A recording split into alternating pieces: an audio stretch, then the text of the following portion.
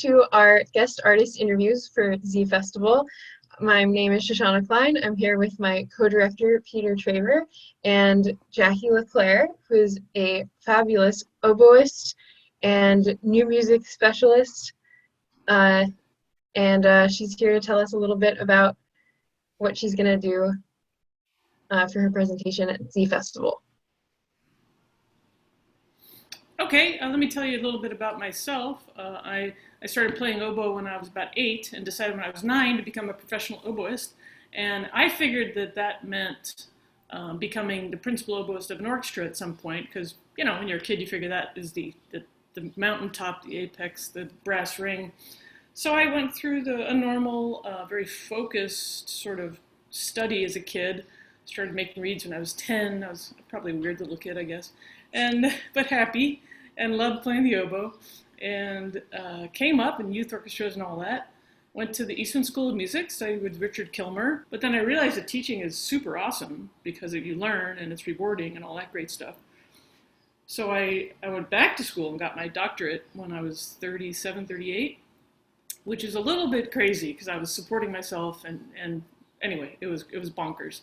But I did that. I got the DMA and was lucky enough to get a full-time teaching job at BGSU in Ohio.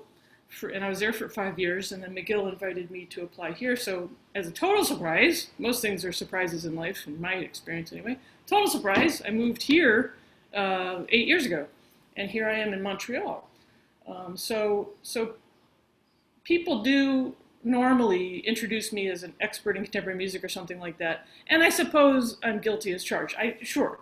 But, you know, I spend my life with scales and with all the normal etudes, Barrett, Fairling, and 99%, just to make up a number, but about 99% of what I actually teach is the standard repertoire and vibrato and how to make reeds and how to play in tune and that kind of thing, because that's what, you know, musicians need, kind of a fundamentals thing.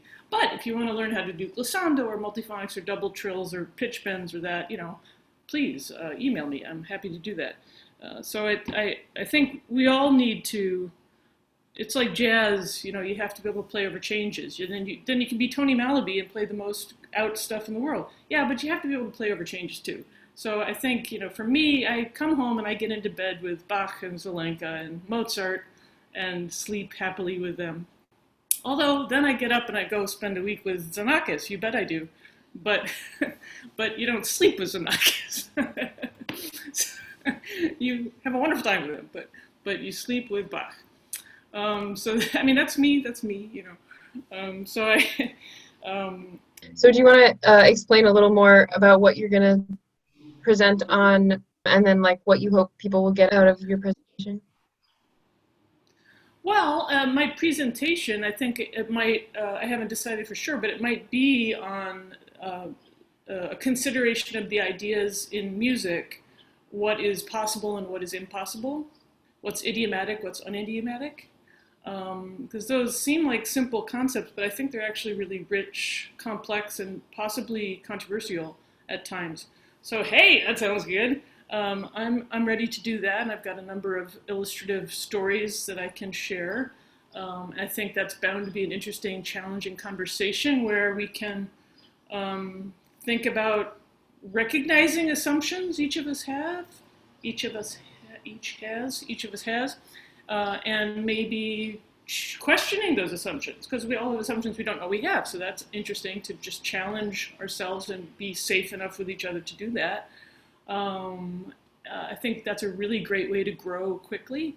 And of course, I'm also very open to looking at scores that include oboe or English horn, and providing feedback and playing, I mean, whatever. Great, thank you. We're really excited for your presentation, and we will see you in July. Awesome, thanks for having me. I'll see you in July.